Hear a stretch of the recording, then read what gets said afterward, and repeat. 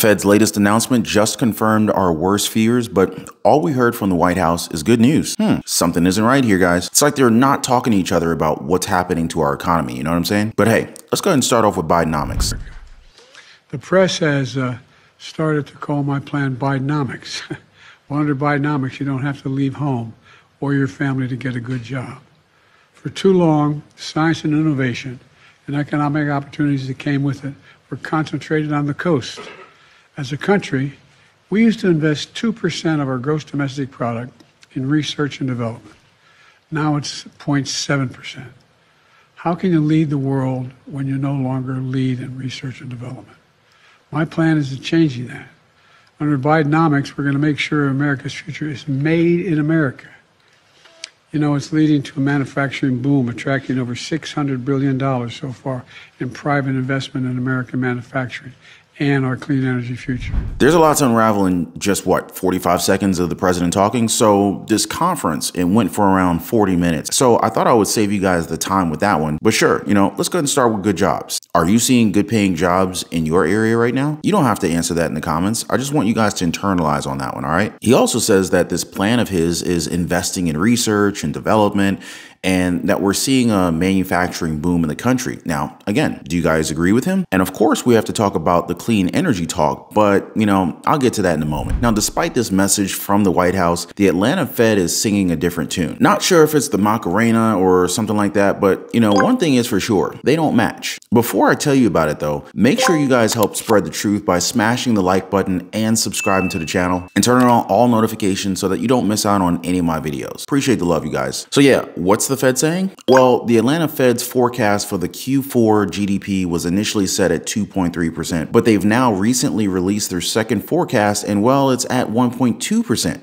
Almost half of their initial number. I mean, can you guys believe that? So that short-lived boost that Bidenomics had has gone to the ashes, and well, we should probably expect a recession or at least an announcement, because this sure as heck feels like a lot like a depression. But still, we're just gonna go ahead and pile on debt like it's nobody's business and keep hearing good news while reality keeps feeling completely the opposite of what they're saying. But let's go ahead and talk about jobs here just for a second, because again, this was just mere seconds of this press conference, but it shows a possible disconnect between the federal government and the American people. You see, more and more companies are cutting workers off left and right, and they're doing it to stay within their profits, basically saying that business is bad. Some companies haven't done layoffs since the dot-com bubble, and I mean, that's saying a whole lot, right? Which brings me to Charles Schwab, the largest publicly traded US brokerage firm, and how it's letting go 6% of its almost 36,000 strong workforce. So that equates to around 2,100 employees. What's the reasoning? Well, they're not going to come out and tell us the whole truth, but according to them, this is for the company to remain competitive and, of course, to cut costs because of, this is what we all talked about. Now, if we track the stock market, we will see that Schwab shares are down around 40% since hitting its peak of $84 a share in March of 2021. And that's been the norm, right? But sure, Bidenomics is working, folks. 2 thumbs up for that one. Now, let's get to that last part of what the president said, the future of clean energy. Now, I have a terrible feeling that not many people are actually telling him the truth with this one, especially with EVs advertising driving ranges that they can't even back up with actual real world numbers. And I get it. Some salespeople embellish the truth, kind of like how politicians say the most darndest things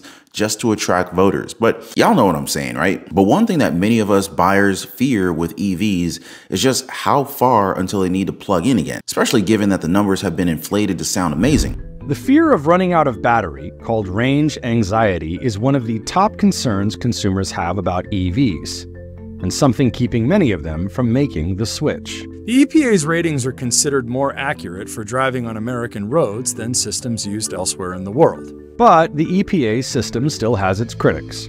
One report found that EVs fell short of their stated EPA range by more than 12%. They were less accurate than the EPA fuel economy ratings for internal combustion vehicles.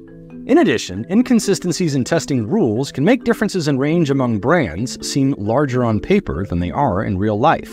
This issue where a Tesla with a 405-mile range and a Porsche with a 250-mile range are practically the same number in the real world.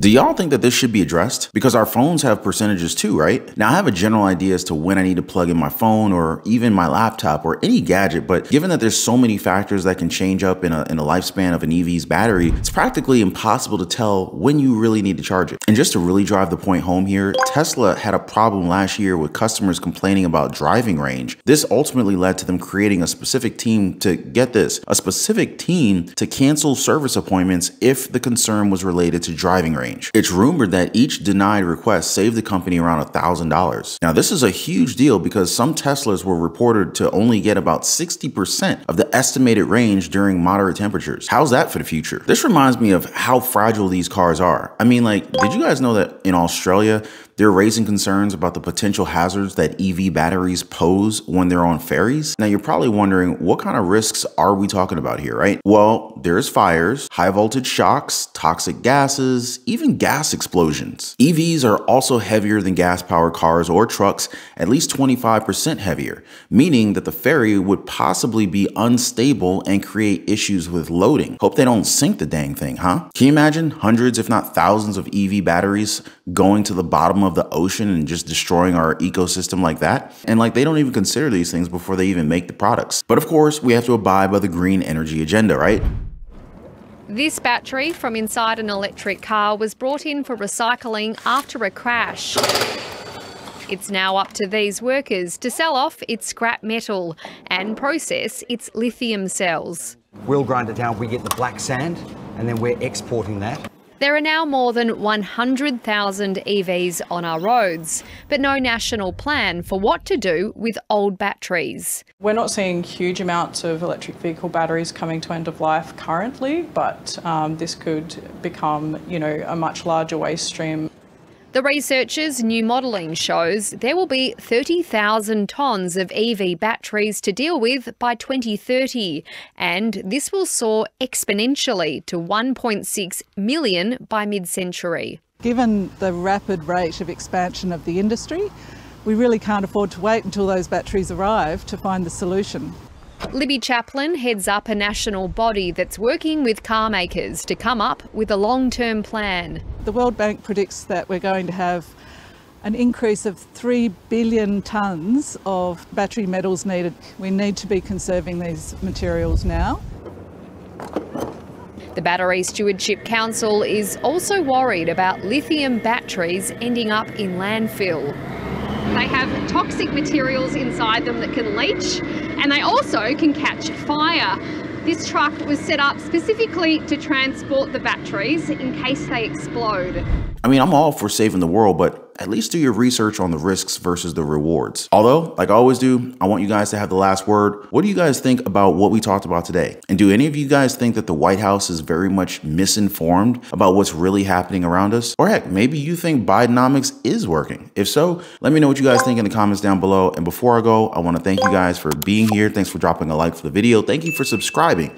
And I'll see you guys on the next one.